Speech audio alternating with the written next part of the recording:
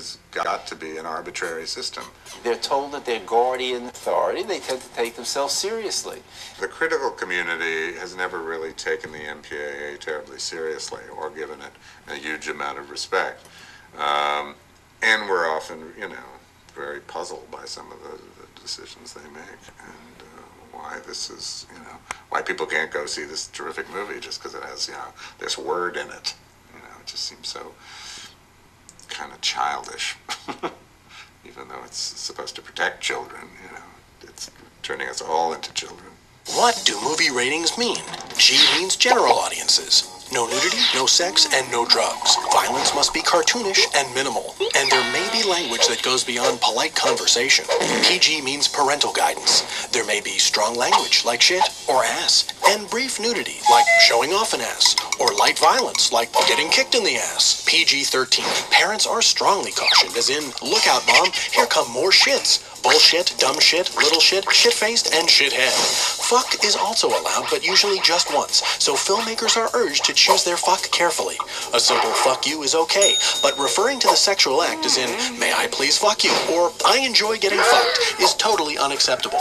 If a character says that, especially while abusing an illegal narcotic, the film is rated R. R means restricted. No children 17 or under without parent or guardian. There may be sexual themes, frank sex talk, sexualized nudity, tough language, and tough violence, like 1,000 handicapped orphans decimated by a hail of gunfire. But if the film depicts realistic baby-making in a position other than missionary, acts involving oral sex with females, anal sex, fetishes, more than 2 humans, or what the MPAA deems aberrational behavior, that film could get slapped with an NC-17. NC-17 means no children 17 or under, period. An NC-17 may range from a senior citizen gangbang to a foreign Pedro Almodovar film. But art films make people feel funny, especially the ones with aberrational behavior. We have censorship board called the MPAA that looks at your movie and says, this is the rating we're going to give you. And if you want it to be any more extreme, just expect 5 people to see your film. And no advertising budget, no distributor is going to want to touch it. I have Valenti's Law, which says if you make a movie that a lot of people want to see, no rating will hurt you. If you make a movie that few people want to see, no rating will help you. Ratings have nothing to do with box office. The difference between NC-17 and R rating could be millions of dollars. It could mean the difference of, on some films, maybe even tens of millions of dollars, because it definitely limits your ability to market the film. If you're limited on your ability to market a film, people aren't aware of it, they're not going to know to even go to the theater to see that movie. And if you choose not to accept the rating, then your ads don't really run. You can't run TV spots. You can't, like, if they run a TV spot for a movie that hasn't been rated yet, they say this film has not yet been rated. But you never see TV spots for, like, this film is unrated.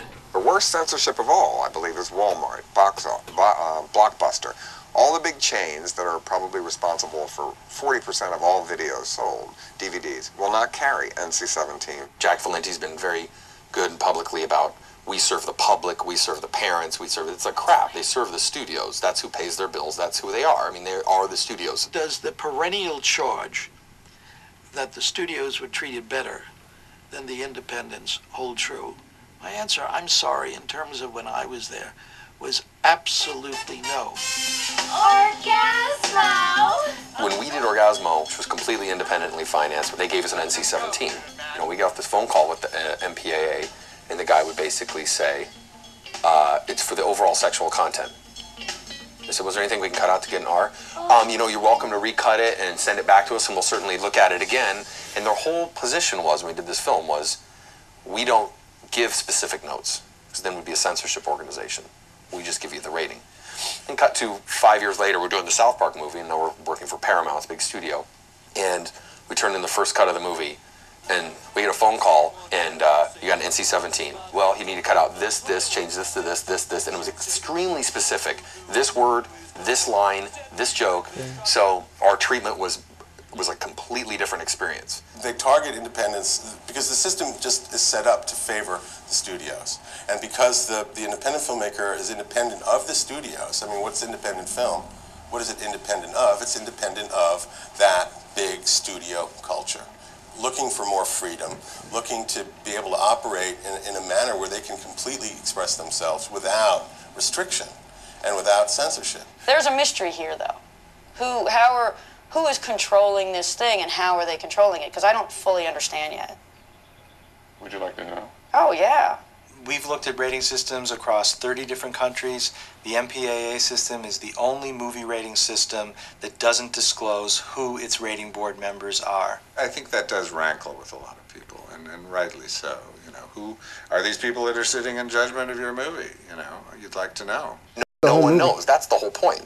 That's what's really odd about the whole thing, that in an industry as big and as public as this, that there's an organization that is like the supposedly accountable to the public that is run in such a shadowy way.